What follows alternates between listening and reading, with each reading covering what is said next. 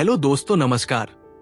मैं आशा करता हूं कि आपको पहाड़ और खजाने की कहानी का पहला भाग पसंद आया होगा। तो आज मैं इसका दूसरा भाग लेके आया हूं।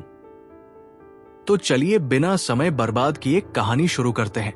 तो जब बच्चे गुरुजी से बात करते हैं उस पत्थर के बारे में, तो गुरुजी सोच में पड़ जाते हैं और बच्चों से कहते हैं कि आप सभी घर पर जाएं और चेतावनी देते हैं कि उस पत्थर के पास अब मत जाना। इतना कहने के बाद बच्चे घर को चले जाते हैं, लेकिन अभी भी वो पत्थर वाली बात गुरुजी को सोच में डाली थी कि आखिर ऐसा कैसे हो सकता है। गुरुजी उस समय तैयारी करके अपने महागुरु के पास जाने के लिए निकल पड़े। महागुरु जिनका नाम आचार्य धर्मवेद गुरु था, जो उस गांव से दूर एक गुफा के अंदर तपस्या कर रहे थे। जहां पर गुरुजी ने देखा कि आचार्य जी तपस्या में लीन है, तो वो वहीं पर बैठकर उनका तपस्या से उठने का इंतजार करने लगे। तपस्या से उठने में उनको 2 से 3 हफ्ते लग गए और जैसे उन्होंने अपनी आंख खोली तो गुरुजी को देखकर बोले, अच्छा हुआ तुम यहां आ गए। उन्होंने कहा कि धर्मपुर गांव पर एक बहुत बड़ा संकट आने वाला है और जिसका संकेत मिल चुका है, और उसी सिलसिले में तुमसे बात भी करनी है। गुरुजी ये बात सुनकर बोले, आचार्य जी, मैं वही समझने के लिए आपके पास आया हूं। आखिर कैसी समस्या आने वाली है इस गांव पर। और वो पत्थर का राज जानने आया था जिसका आपने 20 साल पहले जिक्र किया था। आचार्य जी बोलते हैं कि वो पत्थर जो गायब हुआ था वो हर 100 साल बाद कहीं न कहीं निकलता है, और आज तक जिस गांव में देखा गया है उस गांव में घोर संकट आया है। गुरुजी ने कहा कि इसका उपाय क्या है आचार्य जी, ये परेशानी दूर कैसे होगी।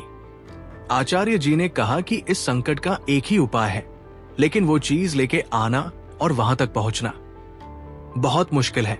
गुरुजी ने कहा, आप उपाय बताएं। आचार्य जी बताएं कि वहां कैसे पहुंचे और कहां जाना है और कौन सी वो चीज है जिससे ये परेशानियां दूर होंगी। आचार्य जी ने कहा कि 150 योजन दूर एक पर्वत है जिसका नाम द्रोणगिरी पर्वत है। उस पर्वत पर एक गुफा है जिसके अंदर बहुत सारा खजाना है, और खजाने में वह एक मोती है जिसका नाम नील मोती है। और उस मोती को जो लाकर इस पत्थर के सामने पूर्णिमा की रात को ठीक 12 बजे रखेगा, तभी उसके प्रकाश से वो पत्थर का विनाश हो सकता है, नहीं तो ये पत्थर हम सबका विनाश कर देंगे। आचार्य जी ने आगे बताया कि यहां से लगभग 100 योजन दूर एक काली माता का बहुत पुराना मंदिर है, और वो मंदिर अदृश्य है। जो भी सच्चा और दयालु आदमी होगा वही उस मंदिर को पूरी तरह से देखने वाला काम कर सकता है। काली माता का मंदिर जो बहुत सालों से बंद पड़ा है। मंदिर के नीचे एक छोटा सा दरवाजा है जिसने अंदर एक पहिया रखा है, जिसे घुमाने से उस पर्वत का दरवाजा खुलेगा और फिर वहीं से आगे जाने का रास्ता भी मिलेगा। लेकिन काली माता के मंदिर का दरवाजा कैसे खुलेगा, ये वही जाके पता लगेगा।